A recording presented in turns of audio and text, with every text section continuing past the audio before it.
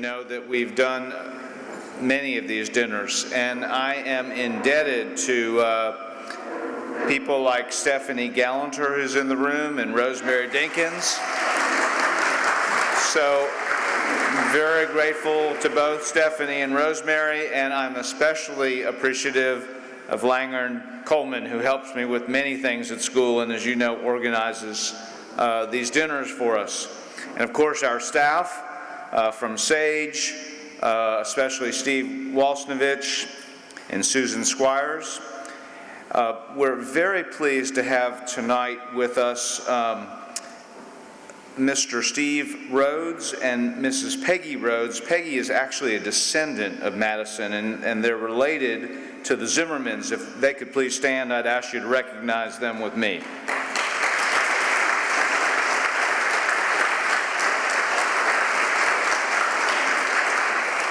So tonight's dinner is obviously a tribute to Montpelier, and that's what you see behind me on the screen, images of that wonderful place. My wife and I and several others in the room got to visit there last February during President's Weekend, and that inspired doing this dinner. And I am grateful to have Kat Imhoff, whom I'll introduce momentarily, and Jon Meacham make some comments, and that it seemed to all come together to have a night honoring Montpelier. I also want you to note that there's a favor at your plate of some caramels. Dolly Madison was famous for her caramel cakes, so this is a nod to her. And as you see from the card, we're grateful to John and Laura Cooper, who have provided the wine tonight. And so we should have a great meal. You'll hear from Chef Eric Ziebold, whose wonderful restaurant, Kinship in Washington, was also the inspiration for this evening. But to have a little bit of song first, on my left, we have our headmaster singers, and Matt Smith, who directs them, thoughtfully prepared a song that is also in sync with the theme of the evening, a song you all know, so I won't even mention it, and I'll let you begin.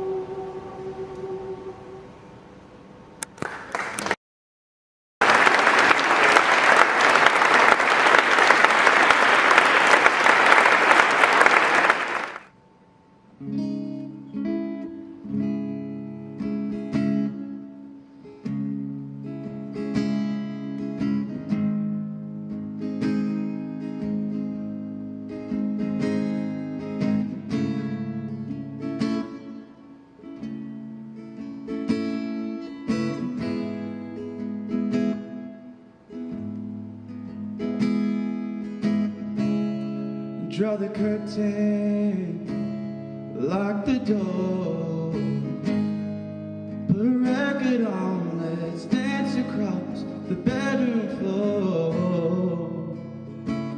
Let me see you smile, no need to be so serious.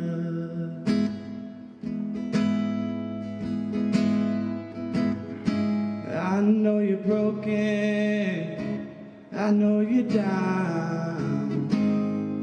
but believe me baby, no one here will hurt you now. I got enough love for the both of us.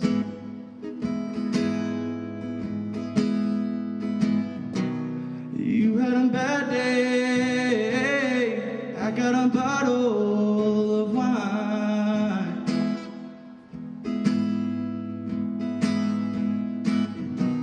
You say you got troubles, I got nothing but time.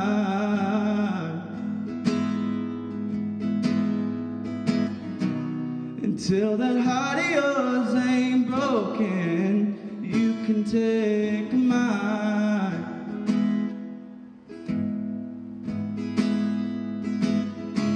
Where are you going? Please don't leave. 'Cause the way you wear my t-shirt is driving me crazy. I need a fix, you got what I need. Yeah. You had a bad day, I got a bottle of wine.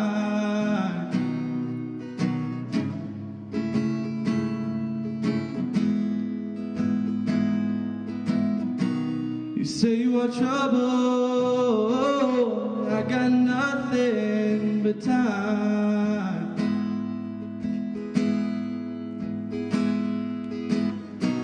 Until that heart of yours ain't broken, you can take mine.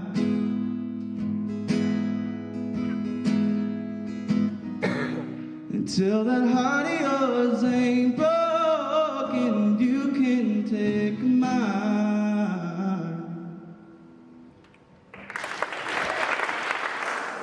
Reese was singing a solo in this room about a month or so ago, and I was standing over there and next to our football coach, and he said to me, the coach said, you should tell the crowd that he's going to be the nose guard in tonight's football game. And he did that because he knew how much I value people like Reese doing several different things on the campus and respecting different talents here. And so it's great to have you, Reese, sing that, and I appreciate it. So as I said a moment ago, my wife and I and several people in the room went up to Montpelier, went to see Montpelier last President's Weekend, and we got to meet Kat Imhoff, who provided these nice pocket editions of the Constitution for everyone. Kat has had a great career. She worked at Monticello, she worked out in Montana for our land trust group, and she's been back at Montpelier for the last 5 years. She's going to make a few comments about Montpelier. Please join me in welcoming Kat. Wow, this school and Nashville and your headmaster. I'm so impressive. You barely got me here because the concert was so good. Had to peel myself out of there.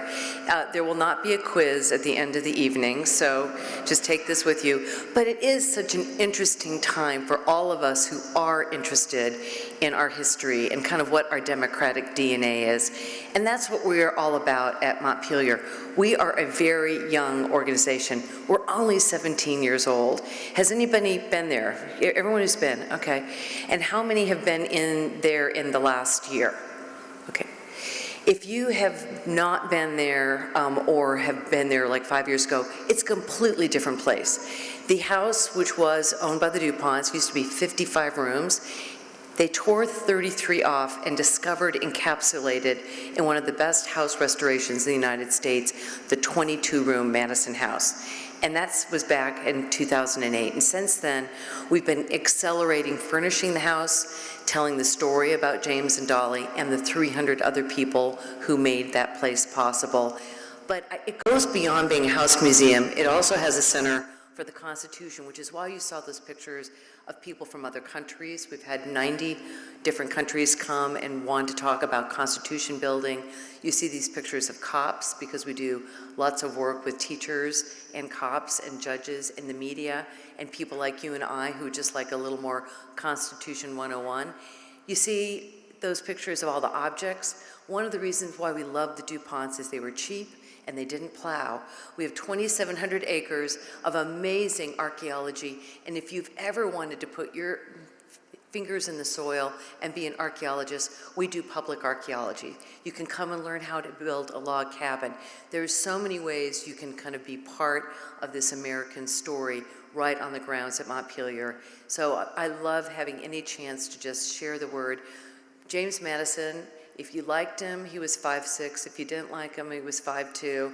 And most of the time, no one even knows who he is. I've stood literally on Madison Avenue and stopped people and go, you know, what do you know about why this street's named Madison? So we have some business here in this country of really knowing more completely our history.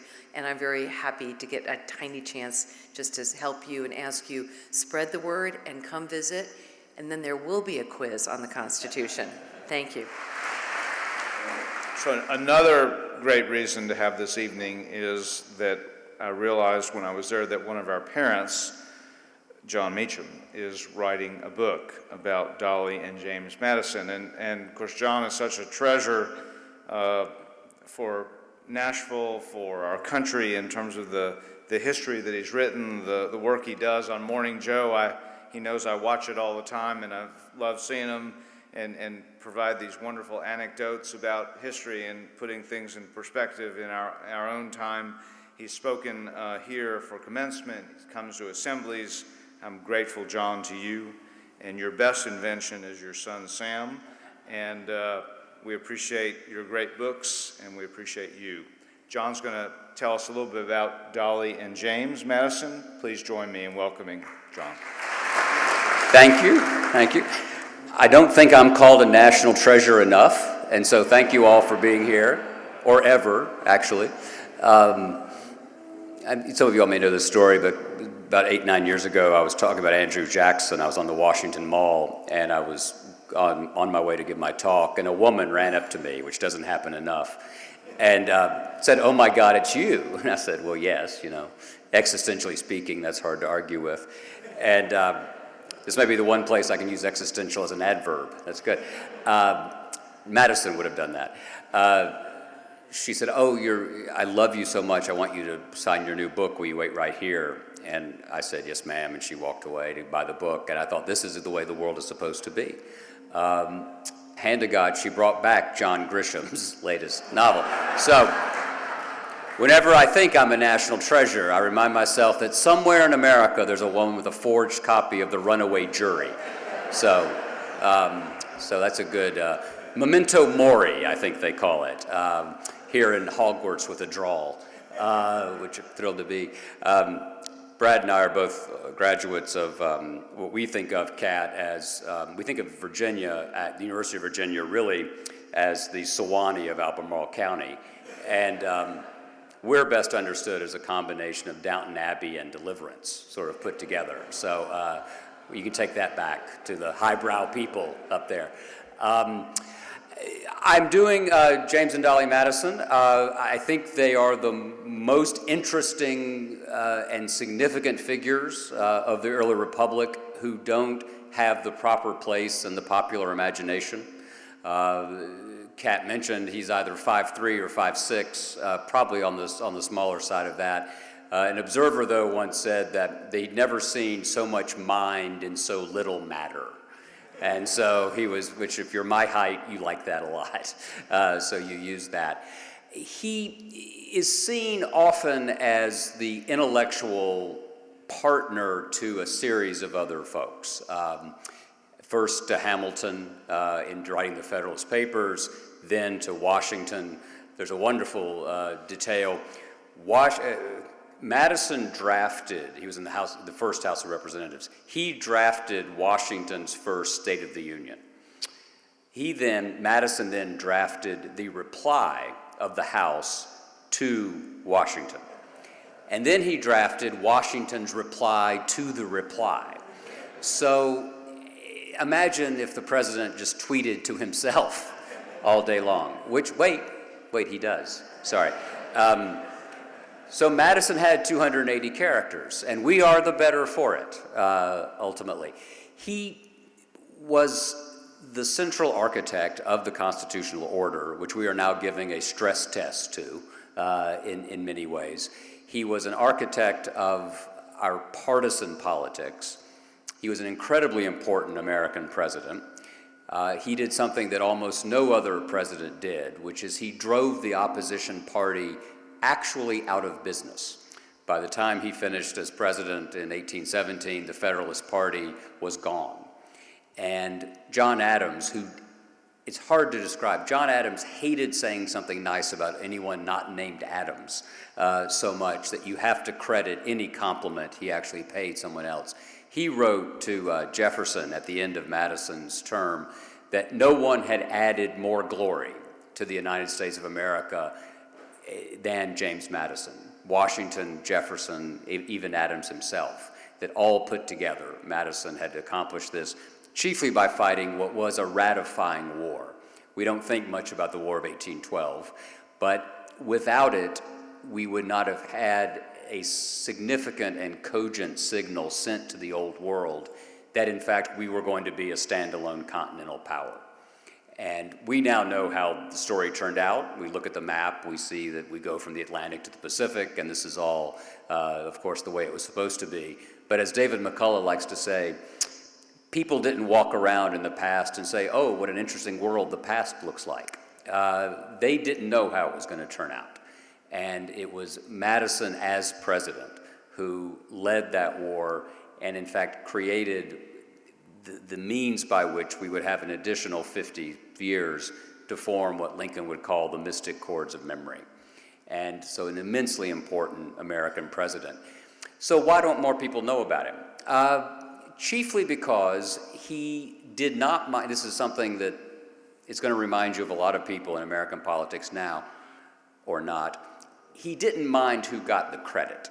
He was an emblem of a classical ideal, largely embodied by Cincinnatus.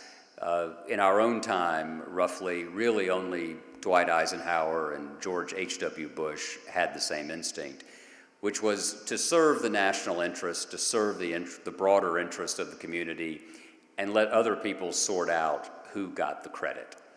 And that is a vanishingly rare, not only political characteristic, but human characteristic.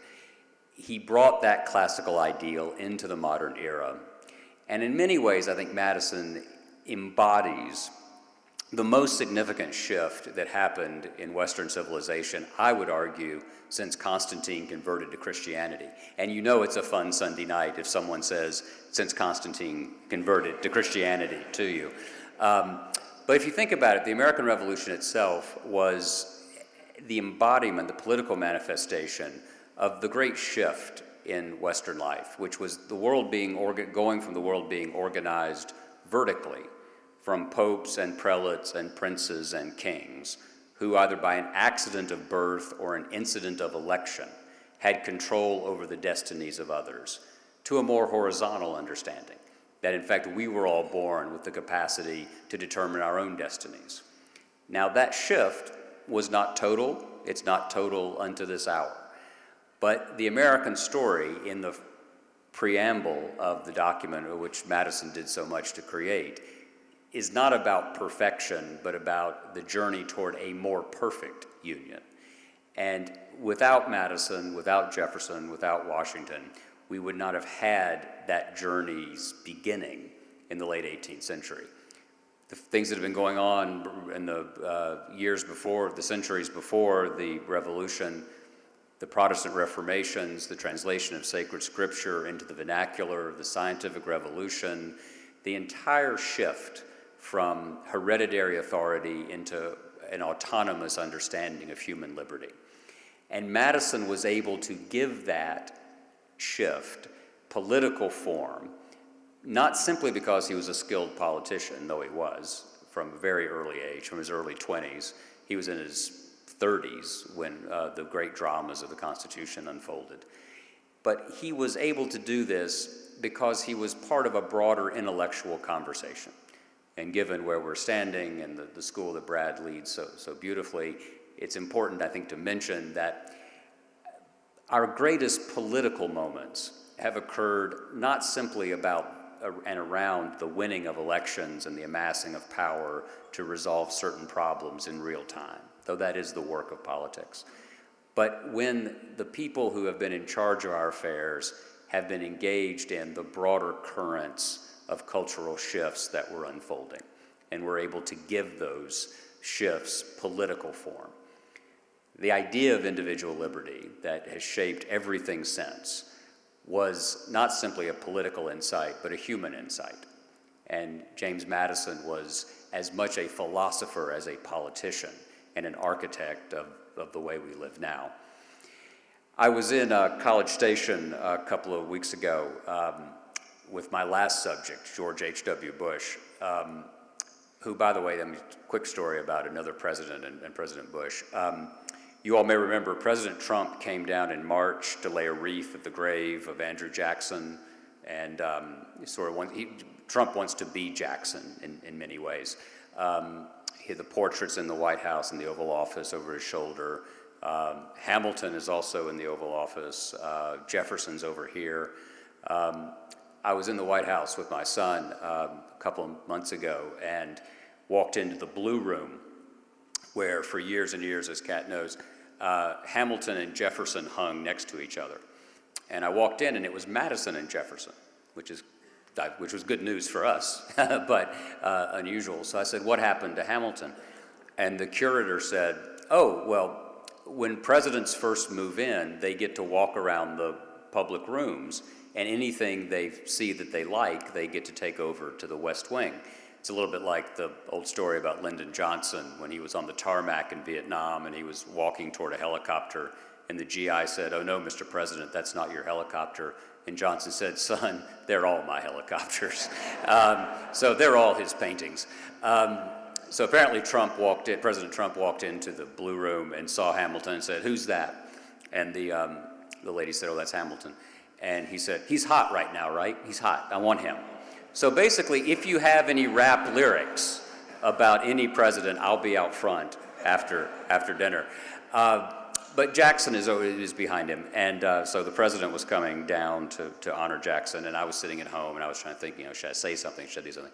So I wrote a letter to the president, basically saying, if you're going to embrace Andrew Jackson, embrace the entire Jackson, not simply the hothead, but the one who understood how to make his vices into virtues, who was utterly devoted to the American Union, despite his own political and economic self-interest, which would have led him to be a states' rights guy.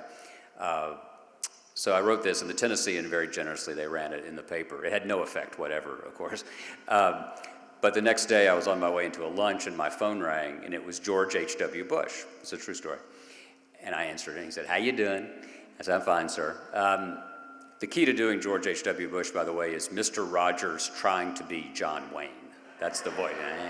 You're not going to do it. so I said, I'm fine, how are you? He's been in the hospital, and I said, Mr. President, how you doing? He said, I'm fine. He said, they showed me your letter to Jackson. I thought, the old boy's 92, right? I mean, he's losing it a little bit. It's okay if he says that to me, but what if he says to someone else? I read this letter to Jackson in the paper. It'd be kind of embarrassing. So I thought, that's great, sir. I'm glad you're doing better. Actually, it was to Trump about Jackson. And he said, yeah, but Jackson will pay more attention. So he's fine, if you're worried. But I was there a couple weeks ago, and he rolled out in his wheelchair, and he said, how's Madison? I said, it's going pretty well. He said, I want to know about Dolly, which is what everyone wants, actually. And without Dolly, James Madison is not James Madison. She was, I think, the most important American woman in public life for the first 30 years or more of the Republic. James Madison was her second husband. As someone who will be a first husband, that interests me. And so she lost her husband and one of her children to a yellow fever epidemic in Philadelphia. She was introduced to James Madison, this is how small America was, by Aaron Burr, which is great. And it's unclear whether Mr. Burr had designs on her himself, but Madison moved fairly quickly. There was a kind of joy to their relationship. There are letters about how she would put little Madison, the great little Madison, she called him, the great little Madison, on her back and run foot races around Montpelier. You'd probably get sued now if you did that. But there was a joy there, and without her, actually the political culture of the early republic would be radically different. Washington was a tiny town. It was muddy streets and just 3 or 4 or 5 boarding houses, not a lot going on. The Adamses had moved briefly into the White House. Abigail hung the laundry in the East Room, and then they were gone. Jefferson came, and his wife was dead. He had no hostess. So Dolly Madison, as the wife of the Secretary of State, became the first woman in Washington. It was her parties, it was her public space that created the means by which lawmakers and public officials and diplomats were able to talk to each other and to create a culture of what we would think of now as mutual concession. And without her, it's very hard to imagine that the political life of the country would have unfolded as it should have. So I'm deep rolling around in Madison Anna. It's a glamorous life. But I do think that as we go through this particular moment, where so many people are disenchanted with the choices available in our politics, it's important to remember, and somewhat reassuring to remember, that James Madison's central insight was that we were always going to be buffeted by passion and division.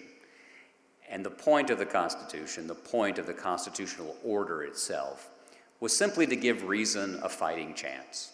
It wasn't going to always work out, but if we at least allow for the possibility that our tempers can cool and our elbows can maybe get a little less sharp, and we can maybe see that the other guy has a point wherever we stand, then we're being true to a Madisonian understanding of the country. And I'll leave you with this. The last thing he wrote that we know about was something he called The Advice to My Country. And he was someone who understood compromise, who understood that we rose together, that we were in many ways stronger the wider we opened our arms. He wrote that of all the things he feared, including the opening of Pandora's box or a serpent in paradise, he feared most a division of the Union itself. And it's wonderfully Madisonian to have both figured out that he needed to identify both a pagan threat and a religious one, Pandora's box and the serpent, because the fall would be the same. And it was his great contribution to all of us that we continue to move toward that more perfect union. Thank you all.